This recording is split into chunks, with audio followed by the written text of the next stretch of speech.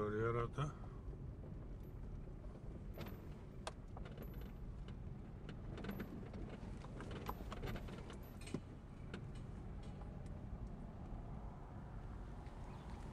Начало на маршрута е точка 42.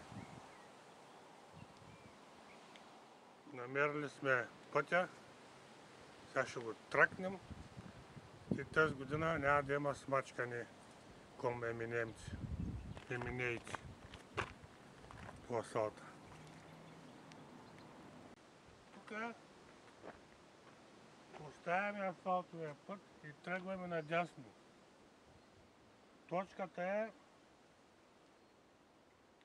43-та точка. Надясно.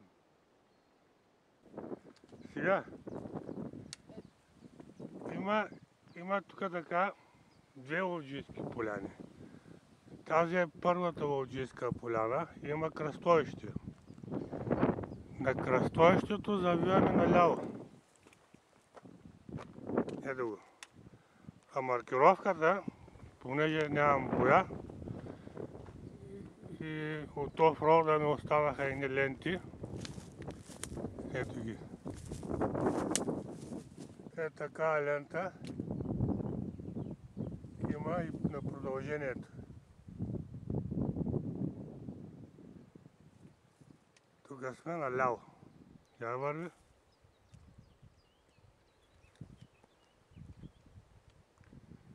Там пак съм сложил лента. Сега, това е втората ловджийска нива. На около 50 метра преди нея има пътека, която свързва маркировката. Аз съм сложил пак от тези ленти и от тук, като се влезе вътре, има още 2-3 ленти и после се следва маркировката без проблем. Тук горе до билния път другия. Ето тук.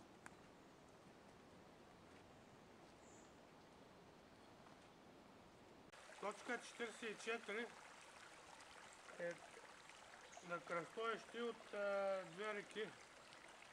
Лесно ще се запомни. Когато стигнем това кръстовище, хващаме наляво, а не по реката. И вече почва изкачване.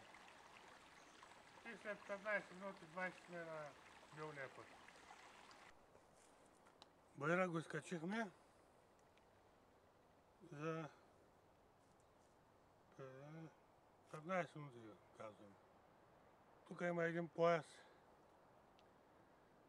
от Борова гора, 20 на метра и сме на билния път, който е по маркировката. За час и 15 минути излязахме от шмата до тук, до билния път. Сега продължаваме към Емине. Да знаем пътя.